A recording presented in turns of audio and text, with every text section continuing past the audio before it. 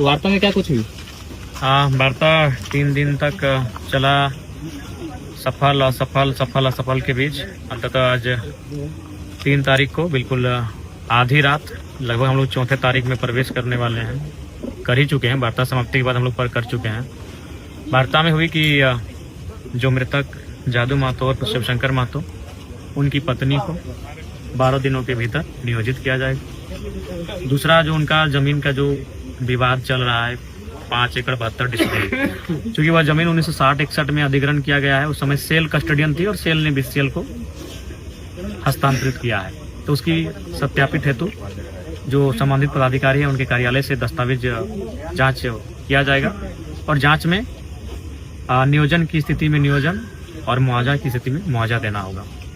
तीसरा बिंदु था कि पूर्व में अभी फिलहाल जो उनके आश्रित हैं उनको फॉर्म 3 निर्गत कराया जाएगा और फॉर्म 3 निर्गत करने के बाद बहुत सारे कार्य जब इस बीसीसीएल की जो इस इकाई है उसके अंतर्गत आएंगे तो उन्हें हमारी भाषा में पेटी कॉन्ट्रैक्टर कहिए या पेटी ठेकेदार कहिए, उसके तर्ज पर उनके आश्रितों को फॉर्म 3 उपलब्ध करा के दिया जाएगा।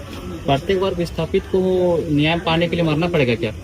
जी, ये तो आपका बहुत ही गंभीर सवाल है। भारत की लोकतांत्रिक व्यवस्था को चोट पहुंचाती है, भारत की न्यायिक व्यवस्था को भी कहीं ना कहीं झकझोरती है और तमाम जो व्यवस्थाएं हैं हमारे देश की लोकतांत्रिक मूल्यों की, उन पर आपके ये सवाल गहरी चोट करते हैं कि व्यक्ति को बार बार मरना पड़ेगा क्या न्याय के लिए। तो मुझे लगता है आज मुझे भगत सिंह की वो जेल डायरी याद आ रही है जो उन्होंने कहा था कि कोई इंसान इतना अमीर नहीं होना चाहिए कि दूसरे को खरीद सके और कोई इतना गरीब भी होना चाहिए कि उसे अपने आप को बेचना पड़े।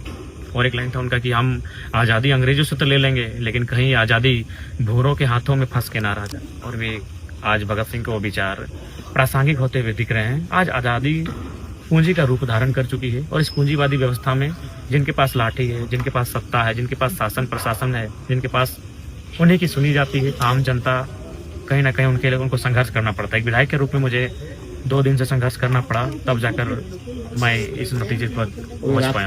2 बजने वाले हैं। बिल्कुल, इन सब समस्याओं से तंग आकर जो आत्महत्या कर रहे हैं नहीं, उनको तो हम संदेश यही देंगे कि बिल्कुल मरने के बारे में ना सोचें। अगर जरूरत पड़ी और लगा कि आपके न्यायपालिका, कार्यपालिका, विधायिका, पत्रकारिता, इन सब चीज़ों से आप न्याय नहीं मिल रहा है, आपके आस उम्मीद कम हो रही है और आपको अगर विद्रोह की भावना पनपती है तो आप अपने जान देने के बारे में ना सोचें।